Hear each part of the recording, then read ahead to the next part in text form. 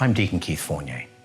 On November the 8th, 2016, we will elect one of two major party candidates to be the President of the United States of America. And we'll do so at a critical time in this nation's history. One candidate has clearly stated they are pro-life. And remember, this is not about the past, but the present and the future. The other clearly is not. In fact, she tried to defend the reprehensible practice of partial birth abortion, and it's indefensible. One candidate will support the Hyde Amendment, and that has protected thousands of children. The other candidate wants to repeal the Hyde Amendment. The Hyde Amendment has prevented federal tax dollars, your tax dollars, my tax dollars, from being used for abortion. We have got to wake up, Catholic voters. What is at stake here is critical. I'm a constitutional lawyer. I've been a lawyer for 36 years. I've been to the U.S. Supreme Court as co-counsel. The next president will select as many as 4 justices to that court. And make no mistake, that will alter the history of the United States of America. And I'm deeply concerned as a citizen, and yes, as a husband to the same wife for 40 years, father to 5 children, and grandfather to 7. I'm deeply concerned that the American experiment in ordered liberty continues. We need a pro-life president. One of these candidates has already given us the names of justices, and they are good, they are solid.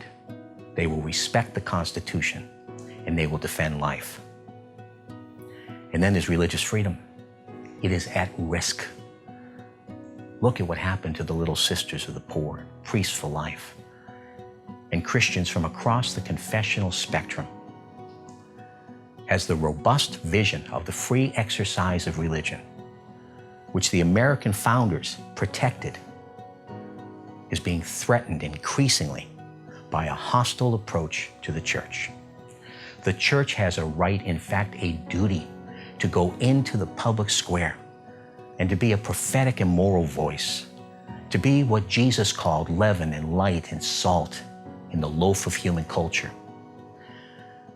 Religious faith, the religious proclamation of believers, the role of the church serve the real common good.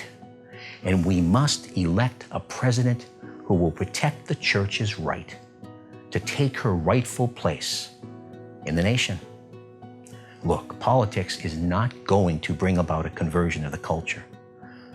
Only the church can in the message of the gospel. But the church must be free to speak. And then there's the matter of family, marriage and the family. We need to be able to defend the truth about marriage and the rightful role of the family as the first church, the first school, the first government, the first economy, the first mediating institution. The family is in fact necessary for a truly just and humane culture. And we need to be free to proclaim that message and not be told that it's politically incorrect or to be forced to speak this way only behind the closed doors of our own church buildings. One candidate also supports school choice. School choice is a social justice issue. Every parent should have a right to send their children to the school of their choice, no matter what their income or their zip code. And they ought to be able to choose from among public schools, charter schools, private schools, religious schools, and home schools. One candidate is clearly supportive of school choice. The other isn't.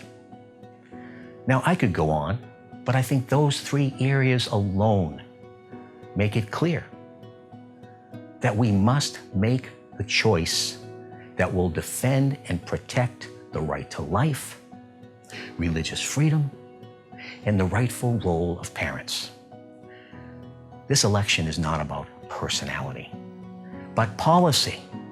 And it's not about the past, but about the present and the future. I am urging you, Join with me on November 8th, 2016, and exercise your right, your privilege, and your duty to vote.